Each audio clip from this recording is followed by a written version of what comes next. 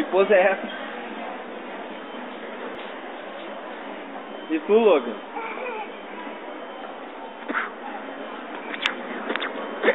Tá, Logan.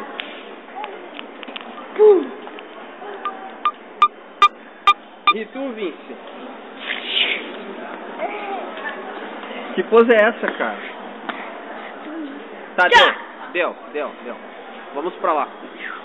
Vem. Vamos ali. Quer aparecer no Harry Potter? Eu quero ver uma coisa, eu quero te falar uma coisa. O quê? Tu passa!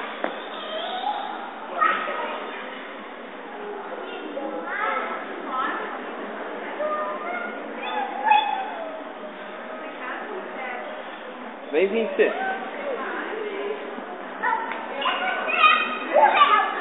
Tu é o Harry? Sim, papai. Ah. Sabia que um desses gêmeos, esse daqui morre? Esse aí morre? Aham. Ah, que droga. Harry jogando tudo bem. E o Voldemort com a varinha dos olhinhos de sabugueiro. Jogando tudo mal. Olha aqui! Ué? Agora tu vai matar teu morto. Olha a cobra. Olha a cobra. A O meu cobra.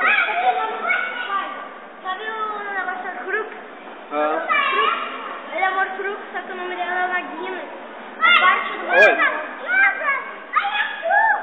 E o Harry é parte do Voldemort, então ele é o Horcrux. O Harry é o Horcrux. E a Hermione não namora com o... Ela namora com o Rony. Com o Rony? Aham. E o Neville, sabe, te lembra do Neville? Aham. Ele vai matar essa cobra com essa espada. Lembra da espada do Godric que ele explora? É aquela espada que parece pro Harry tirar o dente daquela baixa da moqueta daquela cobra. Não me lembro, filho. Tá, vamos ali na cultura, gente. Vamos. Ah, eu tô filmando, ó. Ó, tu e o Harry, ó. Ó, virei a câmera, ó. Tu e o Harry.